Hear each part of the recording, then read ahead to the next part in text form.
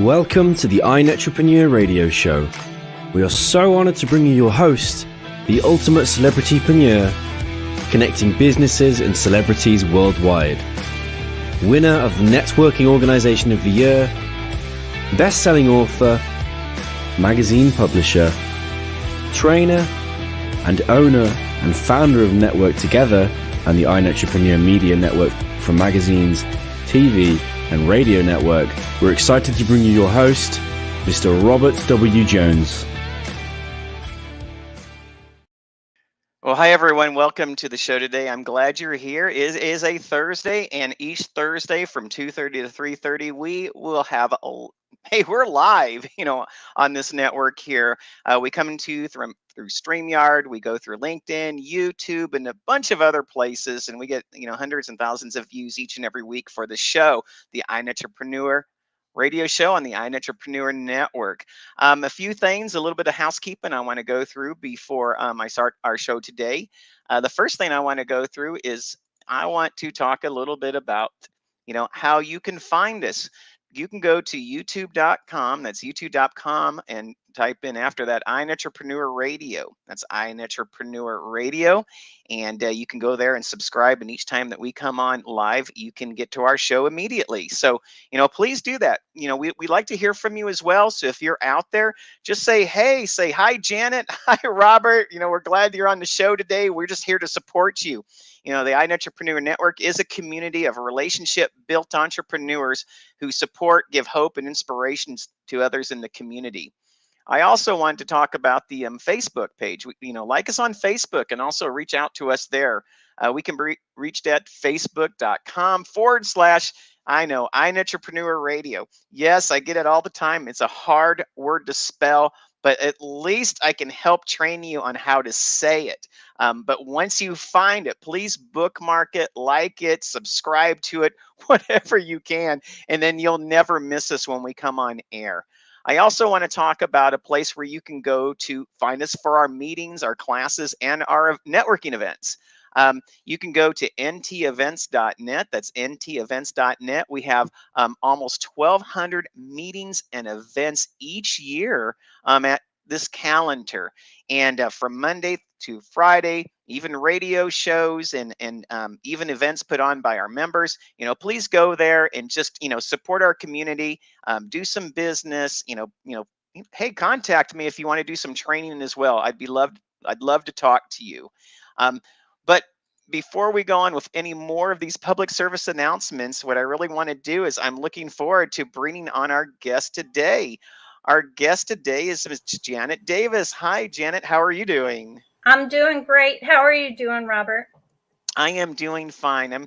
I'm really excited to have you on today because, it's really nice because sometimes, I look at a bio and, and I see who I may be interviewing, and I look for things that might be common, might be of interest, to me, which I also can bring out to our listeners. And, there was a few markers, I should say, that stood out on your bio, and kind of like your life map that really resonates me. And I'm really looking forward to talking about that on our show today. So I just wanted you to know that. Great.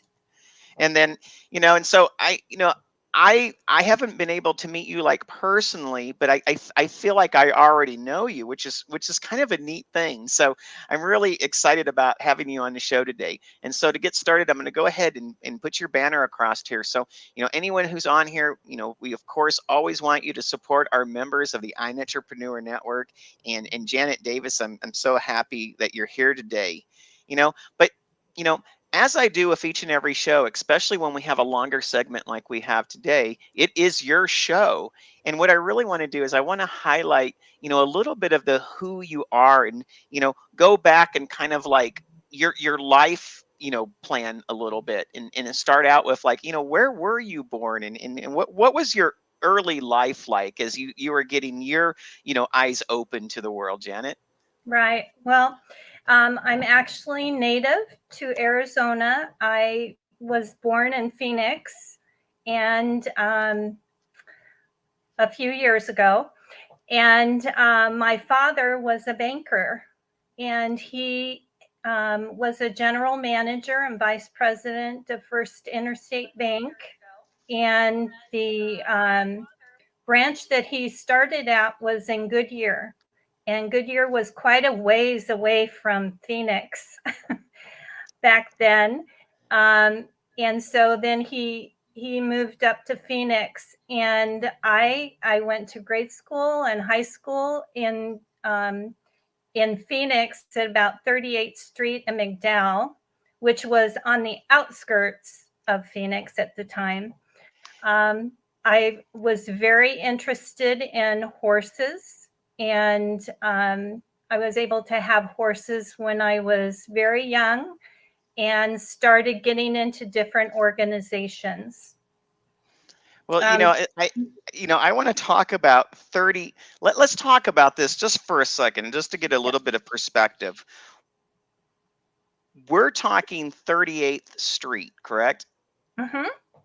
Now, I want everyone to understand everyone out there right now.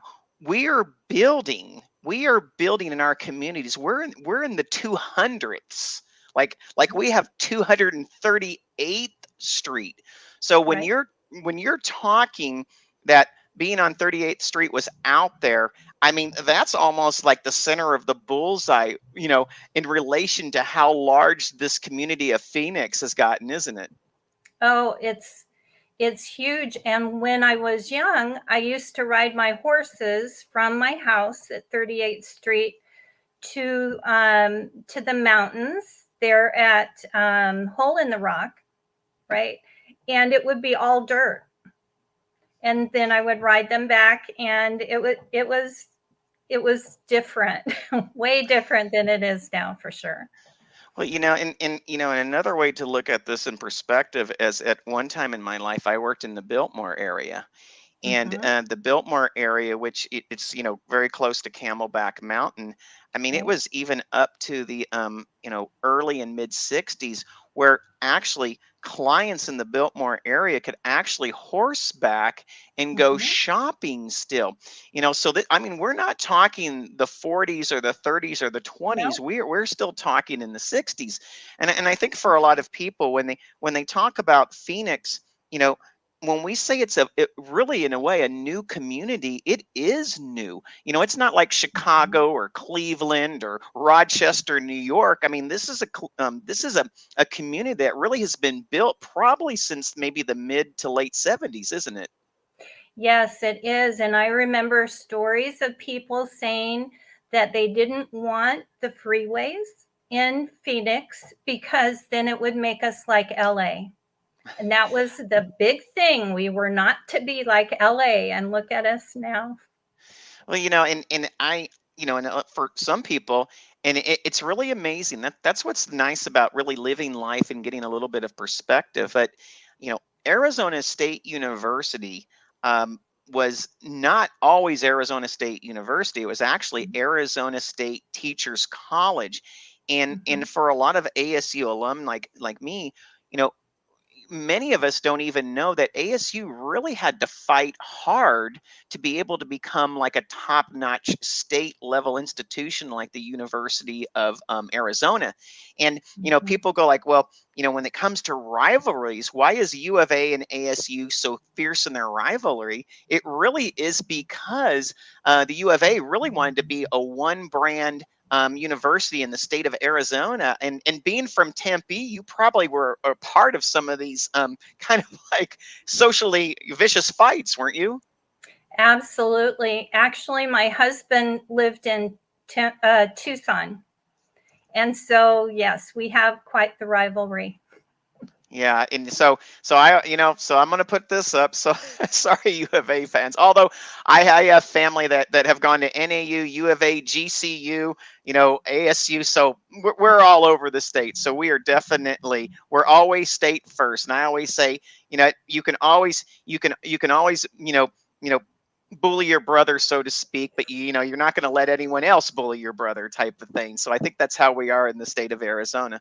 So tell us a little bit about you know about how was family life, growing up? Did you have both parents in the home? Did you have siblings, etc.? What did life look like in the home for you?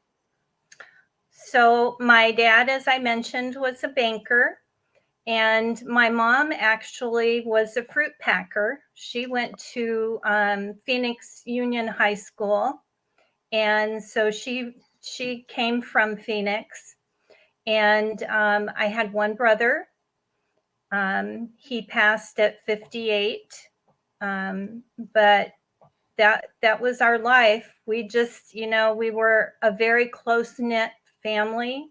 My dad was all about organizations, making sure he was out helping people, and I think that that's where a lot of my passion has come from also. So your dad, and which is really interesting, and I wanted you to bring that back up because being a banker and being service minded, to a lot of people, they don't normally go hand in hand, but with you, you did see that, and I think that that puts you in a great perspective that you can have health, you can have wealth, and you can have servitude all together, can't you? Absolutely. And when he was a banker, things were different in banking. His branch were a family to him. So he would have t-shirts made up. I bank at Bob's Bank, which was his name, Bob. And he was all about helping people. His branch was right next to the state fairgrounds.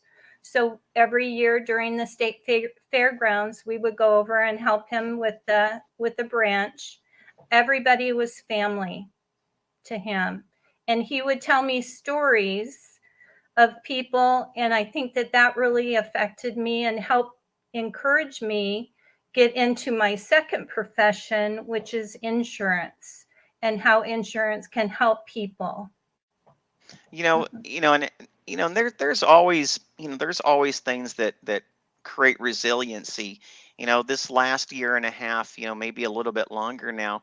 I mean, a lot of business owners had to become resilient, and really have Right. had to pivot and rebound from, what they call as the uncertain and challenging times. And, I'm I'm sure, like every family and every person growing up, I mean, there was probably struggles in your life as well, that you had to Mhm. overcome and be resilient in.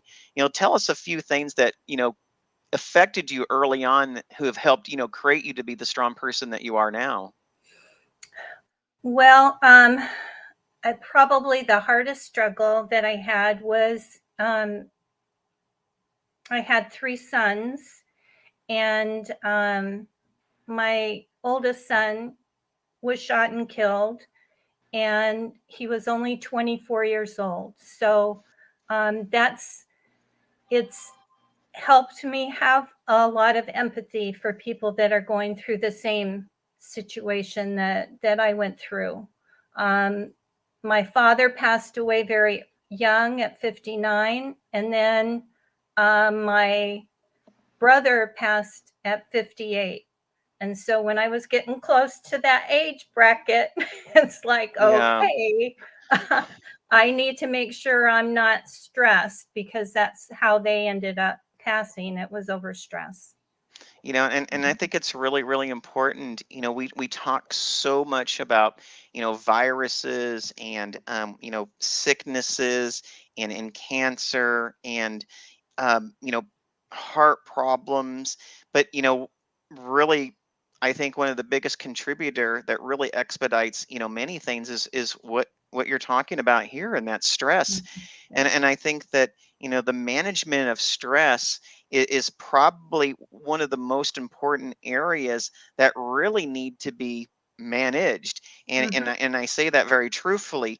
I know in my family, you know I have, especially when my grandparents were all farmers, and there was a lot of stress in the farming community. Lawn hours, no weekends. When the crops were ready, they're either going to decay, or you need to get them out of the field.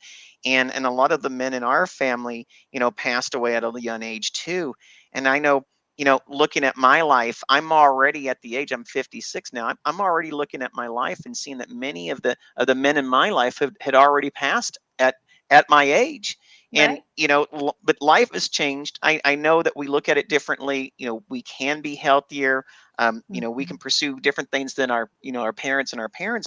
But you know, I think you brought up something that matters a lot, and I think that that's why you listen so well to your clients, is because you know insurance can be also very stressful. It's one of those things where Mhm. you got to have it, but you never want to buy it. So Exactly. Yeah. so, and before we go on to our next segment, one question I wanted to ask you as well is you were growing up, as all kids do, did you have any heroes or mentors that you kind of looked up to, that you felt like, I really want to be like that person? Did you have anyone like that in your life, Janet? Well, I went to church, and so Jesus was definitely my hero. Um, I, I studied in high school. They had a class on the Bible, and he definitely is the hero that I looked up to. And of course, my dad was a Yeah. hero also. So. Well, I definitely appreciate that, and I'm right Mhm. there. After serving two missions myself, I would say Yeshua, or Jesus, is definitely a hero in my life as well. Well, when we come back, we're gonna fast forward a few years, and we're gonna start talking about your career. But you know, I look forward to see you in our next segment. Okay, thank you. Network together. It's all about connections. Expand your sphere of influence. Build relationships. Be part of something bigger. Be part of Network Together. All right, I am with Janet Davis. She is a specialist for health markets, and I'm excited that she's on the show today. And I get it. I always say there is nothing less, pardon the words, less sexy than insurance. But when you need it, you are so glad it's there, and you are so glad that you are properly covered. But and I just really definitely find it interesting, the work ethic of being a fruit packer. My grandmother worked for Boise Cascade for many years, and that can be a very Mhm. tiring job, and it can also age you as well, very laborious. And then having a father who was a banker who really cared about community, and you don't often hear that nowadays. At least I don't hear expressed Mhm. that way. And I think it did give you a pretty good perspective.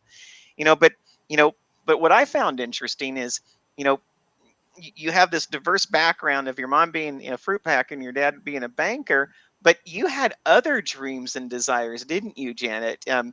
Especially when you went to college. Tell us a little bit Mhm. about some of the curriculum you took in college. So I was all about horses when I was growing up. But then when I went to college, I mean, there was really nothing that I could go into with horses there. So I tried to find something that I was passionate about. And I had taken some dance classes and I really enjoyed it. So I thought, okay, I'm going to be a dance major. So I just wanted to make sure that I didn't sit behind a desk, because there's nothing more boring to me than just sitting behind a desk. So I became a dance major and I just loved it. It was so much fun. Um, I went to about my junior year and tore the heck out of my knee, and Mhm. realized at that point that maybe dance wasn't the profession for me. At the same time, I was helping out teaching horseback riding at the ASU farm.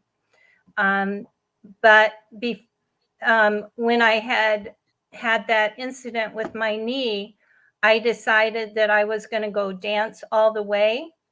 And I sold my horses, and it was a real mind trip to me when I had that injury. And so I left ASU right before it ended. So I really didn't finish. And my cousin decided that I should join the Air National Guard. So I asked her, do I have to sit behind a desk? And she said, no. So I became a law enforcement specialist in the Air National Guard, and that's where I met my husband. The Air National Guard. I mean, that that is Yep. impressive. I mean, we're talking Yep. love of horses going into dance, and now the Air National Guard. You know, in that time frame, when you really already are used to pivots by this point, it sounds like, and we haven't even got, approached your career that you were with for some time. What are some of the things that you learned from being in the Air National Guard that you really applied to life today? Well, I learned it was very political. I learned that um, that law enforcement, especially in the Air National Guard, is not as active as I thought it would be. So I did a lot of waving people into the front gate, and I would do a lot of writing tickets, end up back in the office, and they would get it expunged. So after law enforcement, I did some admin. Well, I mean, it's funny sometimes that Very happens. interesting experience. Yeah, yeah. I mean, sometimes you look at it and what do they say? The grass is always greener, and you're thinking Air National Guard. I mean, believe me, when I was in high school, 3 days after I graduated high school, they put me on a silver jet, and I was at MCRD in San Diego, California, and I was in the United States Marine Corps. And believe me, when I was recruited by the Marine Corps, it certainly looked a lot different in the recruiting posters in the recruiting office than it did actually being a Marine for 6 years. There's a little two sides of the coin there, but I certainly learned a few things, and I like to say the Marines always taught me how to improvise, overcome, and adapt. And I utilize a lot of that to this day. But when you got out of the National Guard, you took some administrative jobs, but then you went into like your first really full-time profession. How did you find your job, in the hotel and restaurant management industry? So my first job was at Best Western headquarters in a call center. At headquarters, you could go into different positions. So what I would find me doing is after about 6 months, which was for about 5 years, I went into all different areas. And I really found out that training in the hospitality field was so much fun. That at that point, I started working at some hotels. And so I worked in about 5 or 6 hotels around the valley, doing admin. I was a catering manager for 10 years. I found the hotel that I really enjoyed, and that was the Tempe Mission Palms. I was there for 17 years, but 3 years manager, and then 10 years as the director of HR. And a lot of people, they don't realize what a fast-paced, active, and very you really have to be very, very proper when you're working in the hotel and restaurant management industry, because I always say when it comes to seeing things, you'll see it all when it comes to managing a hotel property, or working in any of the capacities. And like we were talking before the show, I mean, I've worked at pretty much everything, because I always thought that I myself was going to continue and be a professional chef. That was my one of my first pursuits, believe it or not. And so I went to the University of North Texas for my undergraduate degree, and I was a part of the hotel restaurant management program they had there, which was in partnership with Sheraton ITT. And so if there was a position from front desk to busboy to banquet manager to doorman, I pretty much had the job, because you need to know the jobs to be able to manage all those jobs. And I'm really grateful for it, because you learned a lot of things about, from etiquette to courtesy to formality to pursuing excellence in a lot of ways. And I agree with you. The training really is top notch.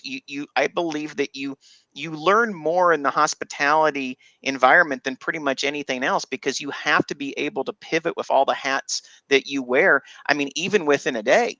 And a lot of people don't realize that it truly is a team effort, to be able to accommodate, families and business travelers, etc., and even conventions, on a day-to-day, week-to-week basis, But, at the Palms, what are some of the, maybe life lessons that you learned there that, you could also pass on to maybe the entrepreneur of today? So I was doing a lot of traveling in my car, and I started to listen to Brian Casey, and I started to listen to all of these people that were encouraging you to go higher, to be the best. And I think that really developed my mindset. So that is what I've taken to just about any position that I have, is just do your best. It's all about connection, just like the book that you have. It's all about relationships and connections. I was in the hospitality field for 35 years, and then decided that it was time to make a change. Actually, my mom had passed away, and she was really my helper for my boys. So I had to figure out something to do that I could take some time and kind of think through things. So that's when I started my insurance career. Found out that I love Medicare, and I love helping people figure Medicare out, because it is so confusing. Yeah. And yeah. Yeah, and really, and I think that this is important, because not all insurance is made equally, and certainly not all agents are created equally. And I think one of the things I always say to anyone who's looking to work with someone who, especially insurance, part of what you need to know is not just what they know, but it's what they know. And there's a big difference. You can know the product, but can you know what the product truly can provide? And I think for a lot of agents, they truly don't. And I say that because I think you have a depth of understanding with people when you can relate to them. You understand loss. You understand change. You understand what people's needs really could be.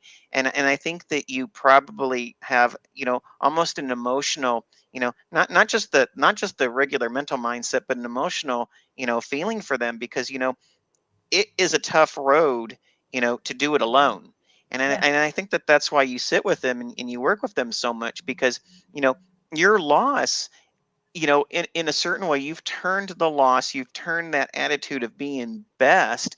And you take that, and when you work with someone, Janet, you're really working with them to not just provide them with insurance. You're really, helping provide for them a sense of completeness and harmony, aren't you? Yes. Yeah. You know, It's and very well said. I couldn't say it better.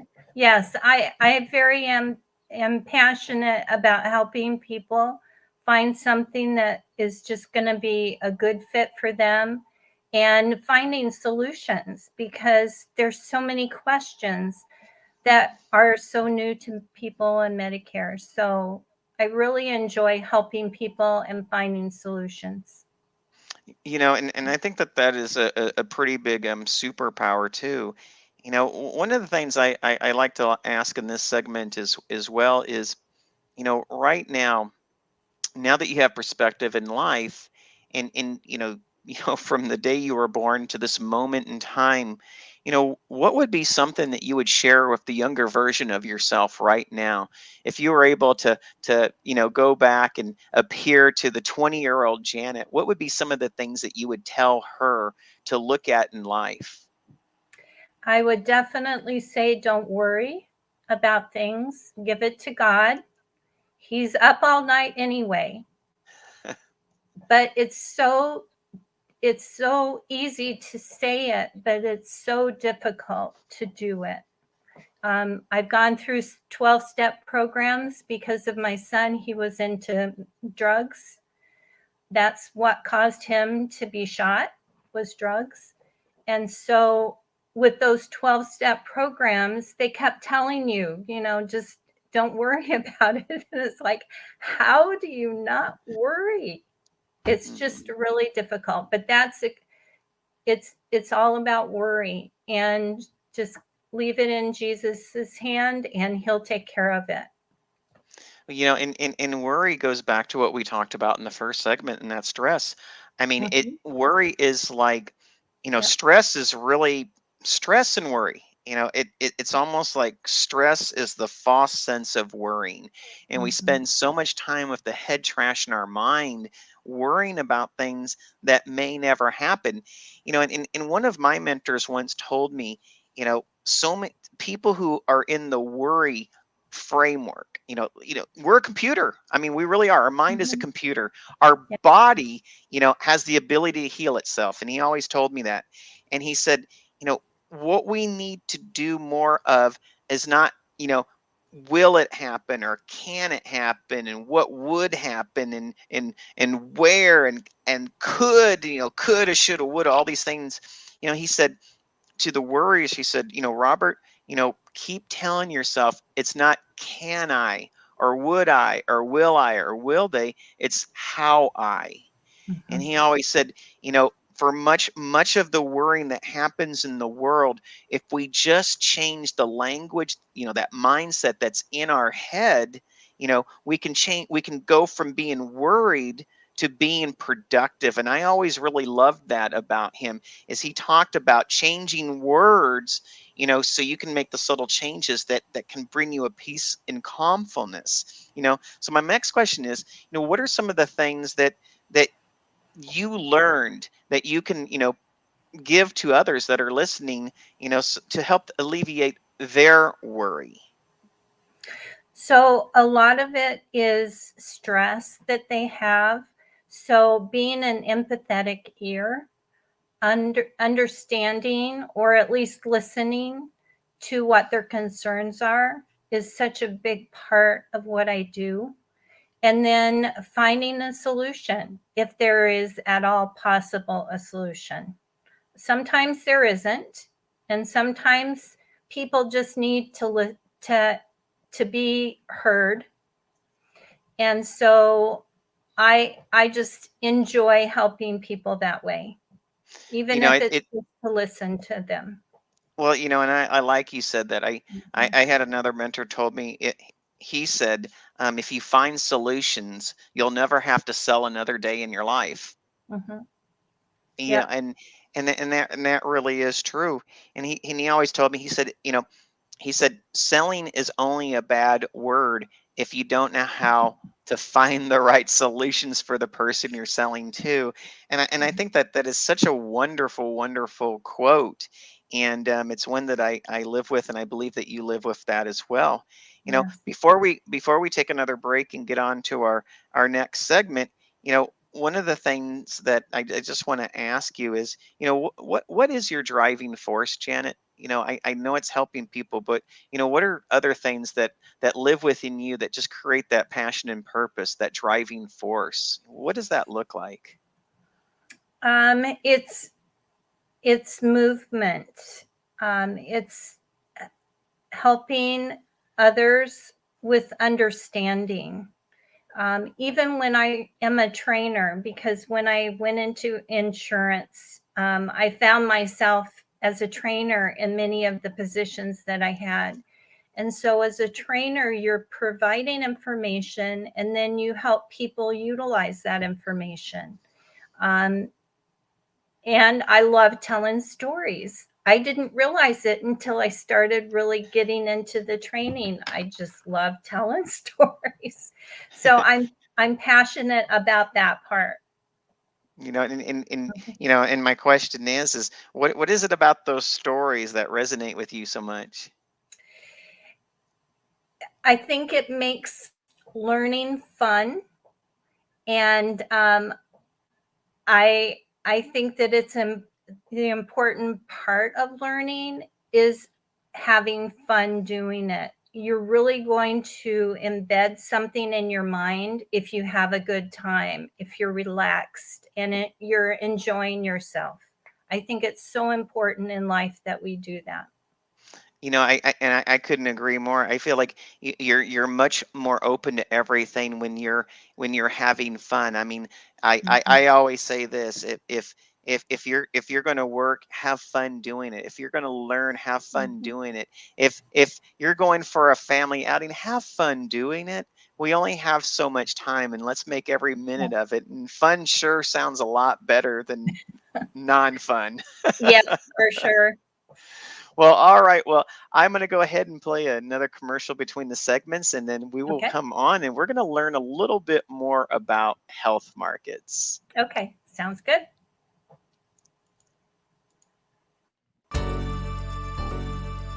Network together. It's all about connections. Expand your sphere of influence. Build relationships.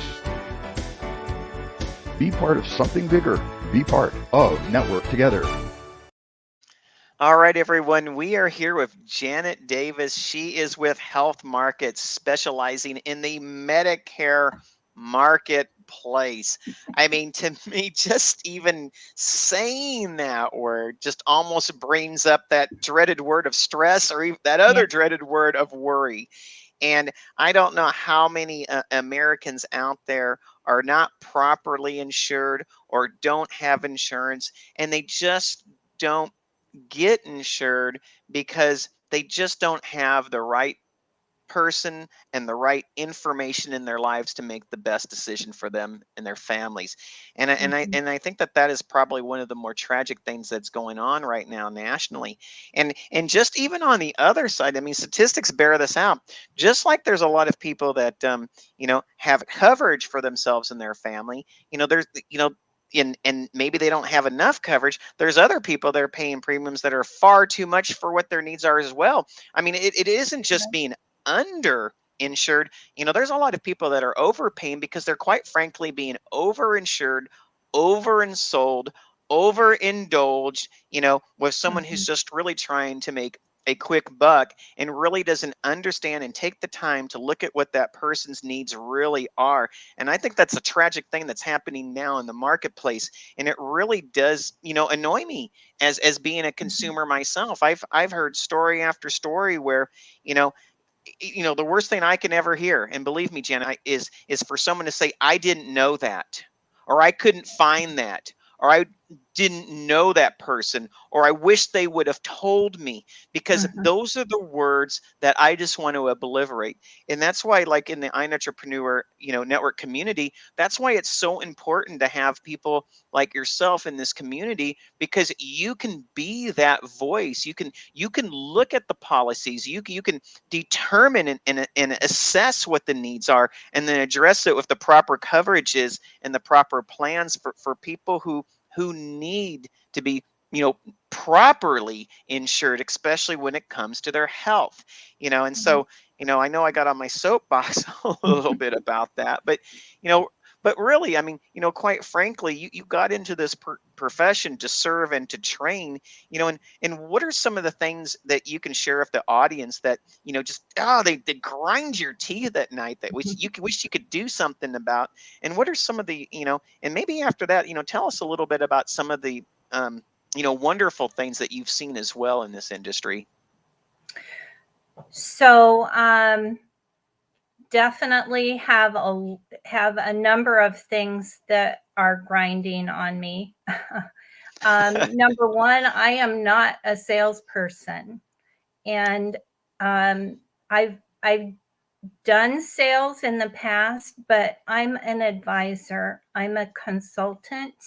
I'm more of a helper as opposed to a sales. A lot of people don't realize that in Medicare, brokers or people that work with Medicare are actually paid by the carriers. So the carriers will pay us if we set somebody up in a plan. So all of the time that we sit with somebody, we're really not getting paid, but that's not a focus for me. I'm here to help people. So I'm going to take as long as I feel I need to help somebody get a plan that's a good fit for them. Well, And I want to go back there Mhm. just really quickly, and I'm cutting you off. That really needs to be said again. Mhm. So what you're saying to me is, when it comes to um, getting insurance, what you're telling me, it's almost like going to the restaurant. The faster they can get you out of that table, the faster they can get someone into that seat. Is that what you're telling me? Absolutely. A lot of people will just put you in a plan and then off they go to the next person. And that's not what I want to do. I want to make sure that you understand the plan.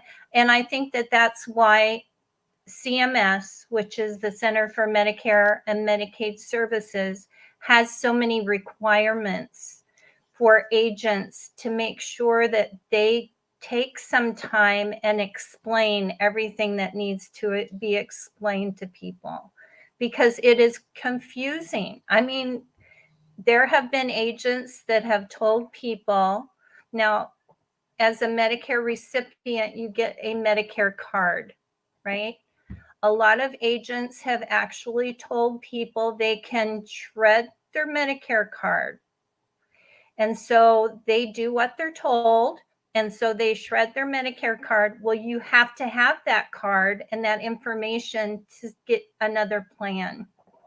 And so there's so many people that just, they're told wrong. And that's not good. Well, Not a good and thing. it really is hard for us. I mean, the quickest thing that comes to my mind is, let's say, accounting. I mean, there's bookkeepers, there's accountants, there's CPAs, there's enrolled agents, there's professional associations. They have a certain amount of standards, so you can call yourself, whatever level you're at. And I think that sometimes in the insurance industry, it's really, really confusing, because you could have someone who's very credentialed and someone who's not credentialed, and for a lot of us, we can't tell the difference. We Mm-mm. can't, we just trust that the person that's sitting across from us has been properly vetted, has ample experience, has the right accreditations, and really isn't a salesperson in disguise. And I don't Mhm. mean, the salesperson that is there to serve or provide solution. I mean, the salesperson that really is there to get a commission. And To it sell. sounds like a lot of the Mhm. industry is commission based, isn't it? Well, yeah, it's commission from, it's all commission actually, because you Okay. get paid for the plan that you put somebody in. So that's how you get paid. So Mhm. there's really, and so that's why I think a personal referral, one, putting yourself Mhm. out there as an educator, I think you need to do that tremendously. I think people come to those who are just well informed, but I also think that, that also leads to people who see you, who can also notify others that you educated them and you're putting them in the plan. Because I think for a lot of us, you know, I heard this saying, it says analysis to paralysis, but for a lot of us, when it comes to insurance, I think a lot of people don't even get to the analysis, they just look at the website. If someone sends them there, and they throw in the towel right then, and or the first person who comes along that sits down with them, they just sign on the dotted line, thinking that whoever is across that table has their best interest at heart. And I'm not Right. saying that it's a large percentage of the industry. Really, I don't even know the facts behind it, but I think at the end of the day, you know we need, a lot of us really need a lifeline to good education so we can make really good Mhm. decisions. What are some of the ways that you help educate people so they can turn to you for their health market insurance needs?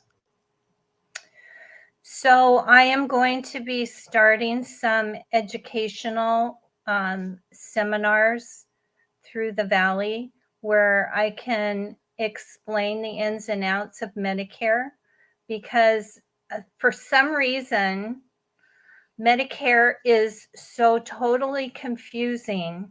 I mean, it's nothing like, you think health insurance is confusing? Medicare is like 3 times more confusing. Why would we put our seniors through that? I don't know. But it is very confusing, and I want people to feel comfortable about knowing the ins and outs of Medicare, of as much as they want to know. So I'm going to be starting some educational seminars. I think it's important that I get out there. And if anybody has any questions whatsoever, no matter how small or big, give me a call, and I'm happy to find a solution. Well, and here are other things, and I'm, because I want to paint the brush a little bit deeper. I, you are talking about our seniors. You are talking about, and as we get older, you, you know, we make decisions quite a bit differently than we're younger. And, Mhm. for a lot of seniors, they do rely on other family members. Many times it's the kids, Yeah. to help them even with insurance needs. And one of the things I've always said, if you need to go to surgery, you probably aren't going to ask your son who's an accountant to perform the surgery. And I think so many times when it comes to the health marketplace, you know, relying on the kids really shouldn't be the first choice or action of a senior, should it? No, but many times it is, and that's fine, because I have Mhm. worked with so many sons and daughters that just want to do the best thing for their parent. Well, and that's what I mean. But Yeah. you're being brought in and being involved in it. So Mhm. so Yeah. so okay, they can pass you the scalpel or they can pass you the swab, but they're relying on your expertise. But so many Yeah. times, sons and daughters, etc. Um, they're helping their parents navigate through. Well, you said Medicare is 3 times harder to navigate than the insurance marketplace itself. But and that's what I'm saying. I think many times it's not just educating the parents and the seniors, it's actually even their sons and daughters to say, Mhm. hey, I'm your partner in this to help your parents navigate through this. I will work with you to help create the best place and the best decisions for your parents. Wouldn't that Yeah. be the place that you really look for being involved in? Absolutely. That would be a great way. Some parents like to do it all themselves. Mhm. Some parents try to do it all themselves, but really need somebody to help. So a lot of times I'll work with the power of attorney in finding somebody, a helper. But absolutely, it's almost like going to a physician, where sometimes the person needs somebody with them to remember what the physician said, right? To kind of decipher it a little bit. Yeah. So I think that that's a great thing. The more people really that are involved, and that the son and the daughter are going to end up in the Medicare system too. So it's a good thing to learn it now Yeah, when it really makes a little sense. Of course, things change all the time. Yeah, and that's a great point. Yeah. And so much of the time I always make fun, not fun of, but in light of, people of their own health and their own insurance versus their car. And Mhm. we will take the car in to get it tuned up. We'll take a car in when we hear certain ticks or a certain light comes on. We may have a family mechanic, we may have trusted people, and we're willing to pay to get it fixed. We're willing to get insurance on our car. At the highest levels, where we may even have maintenance packages. But when it comes to our insurance, I find that people will spend less on themselves than their family car.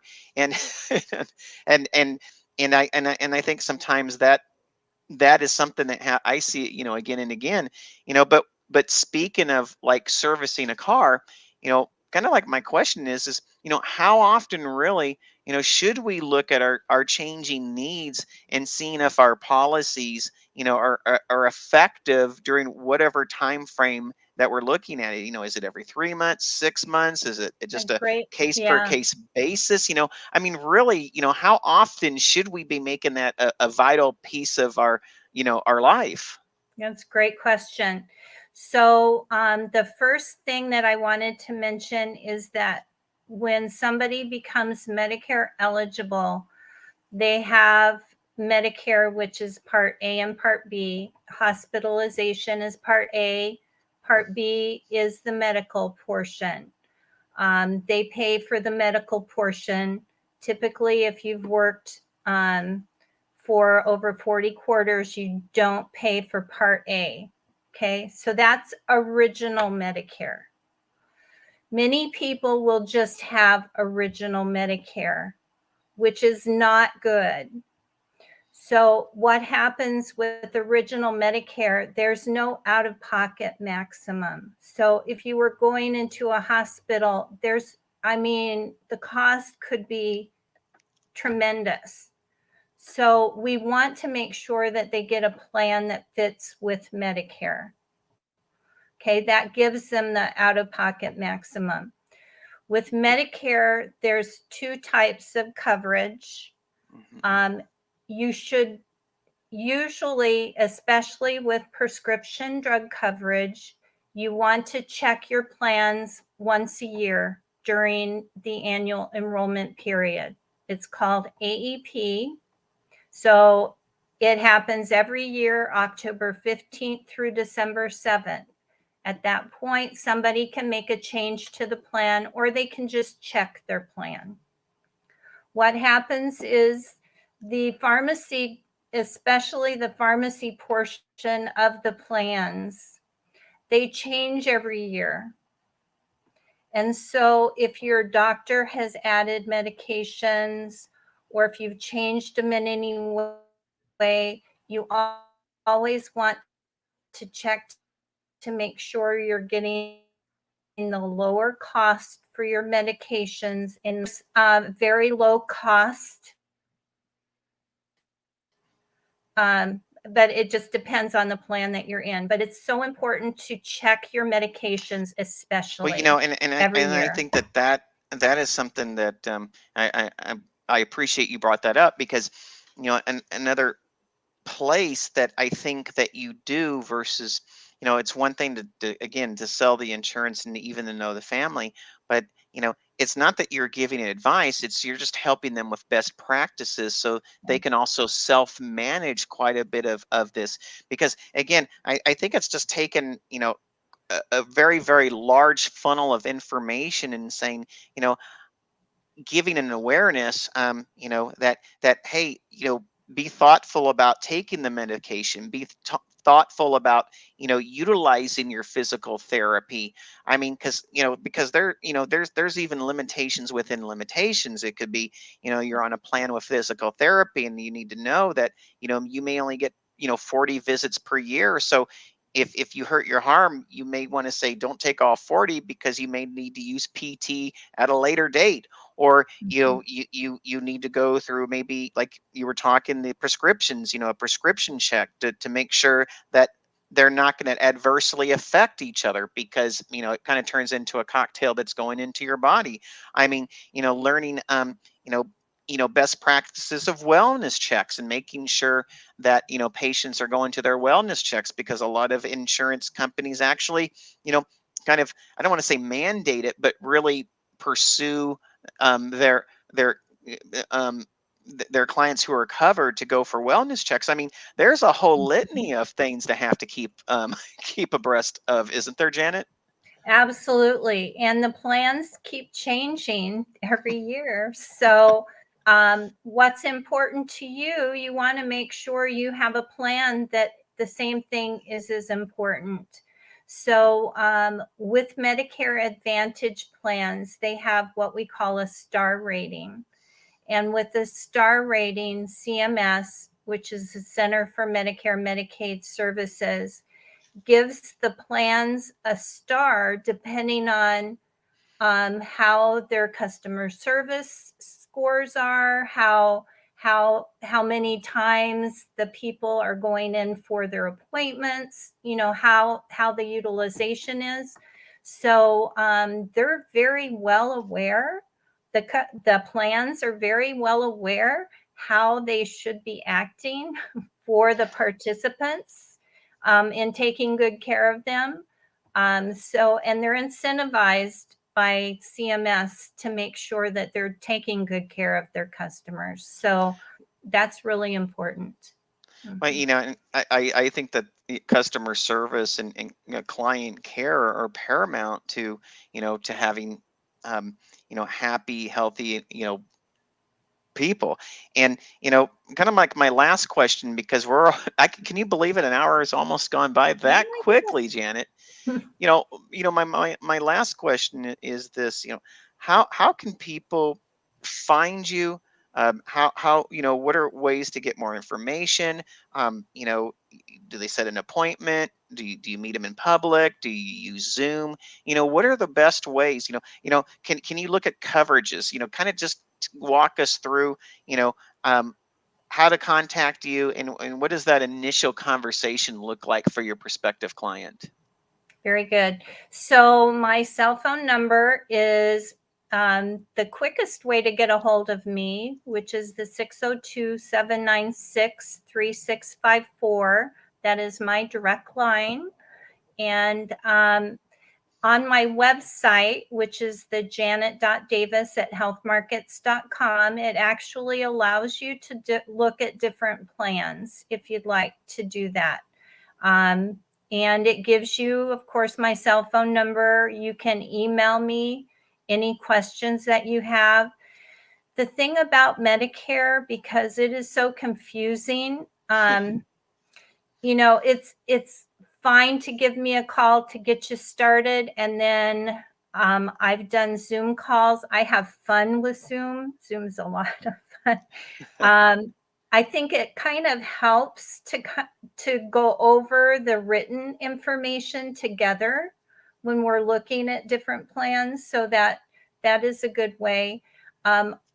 Typically, what happens is we just talk at first to find out what you're looking for in a plan. And then once we figure out if the plan that you have is still a good fit, then we may set up, an appointment for the next year or whatever. Or if you want to make a change, then I would help you make a change for that. But I like to really find out about the situation. I will let the person know if they're in a good plan. If they shouldn't make a change, I will let them know that. It's not a problem. I'm just here to help them find out what's the good fit for them. Well, Janet, I really appreciate you being on the show here today, and really imparting so much information.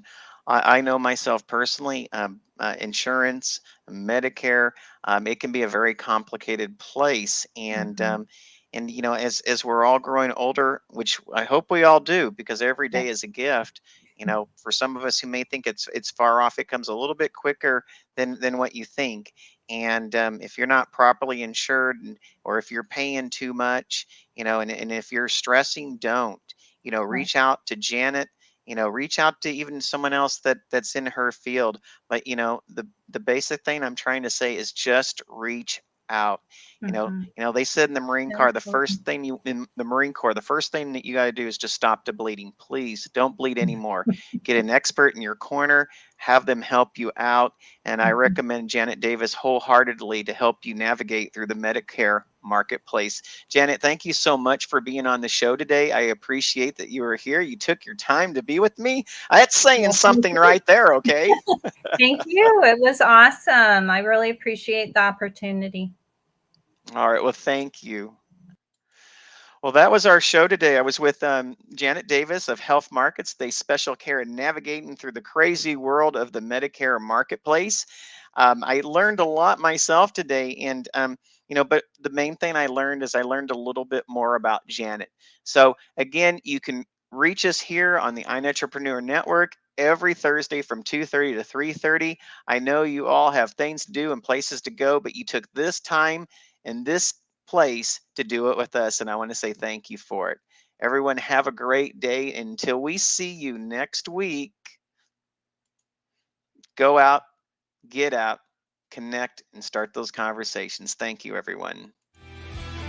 You've been watching the iNetrepreneur Show, a production of the iNetrepreneur Radio Network with host Robert W. Jones. Join Robert each week as he visits with new and exciting guests who inspire, teach, and mentor entrepreneurs worldwide. Follow Robert each Thursday at 1:30 p.m. Pacific, 4:30 p.m. Eastern, and 8:30 p.m. Greenwich Mean Time.